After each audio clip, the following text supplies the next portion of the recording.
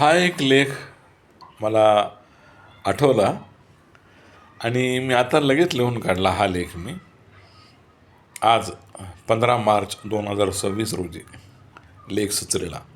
ह्या लेखाला मी नाव दिलं आहे फुकटे. फुकटे.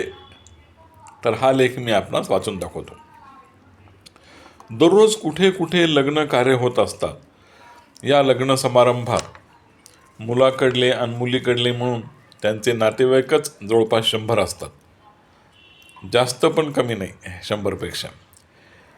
ते सोडून इतर बाहेरची माणसं, मित्रपरिवार वगैरे वगैरे जवळपास 200-300 तरी लोक असतात. म्हणजे एका लग्नात सरासरी 300 ते 400 लोक जेवायला असतात. हो ना. आता लग्न कार्यामध्ये जेवणाची वेळ बहुतेक 12 वाजल्यापासून सुरू होते.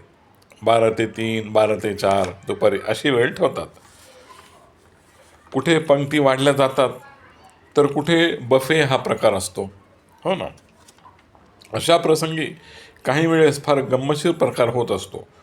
म्हणजे काही ठिकाणी असं झालं आहे म्हणतात, बाहेरचे कुणीतरी 1-2 जण लग्न कार्यात येतात आणि ठराविक वेळेमध्ये सरळ जेवायला बसतात. ओळख न पाळख काहीच नाही. आता एवढ्या मोठ्या आमंत्रित लोकांमध्ये काय पत्ता लागणार बरं? सगळे आपल्या आपल्या घाईत असतात. कोण कुणाकडे लक्ष देतो? मुलाकडल्यानं वाटतं हे मुलीकडले असतील आणि मुलीकडल्यानं वाटतं की हे मुलाकडले आहेत. सगळ्यांबरोबर हे फुकटे मस्त जेवण करतात. फुकट सोडायचं. त्यांना काही वाटतही नाही. अहो नाहीच तर वाटेल कशी? एवढ्यावरही समजा एखाद्याला त्या दोघांचा थोडा संशय आला तरी तो देखील यांच्यामध्ये दखल देत नाही. जाऊ द्या, आपल्याला काय करायचं आहे असा विचार करून तो दुर्लक्ष करतो.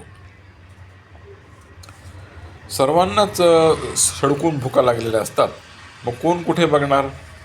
या अशा वातावरणाचा हे फुकटे चांगले गैरफायदा घेतात आणि मस्तपैकी तिथल्या पंचपक्वान वगैरेवर यथेच्छ ताव मारतात.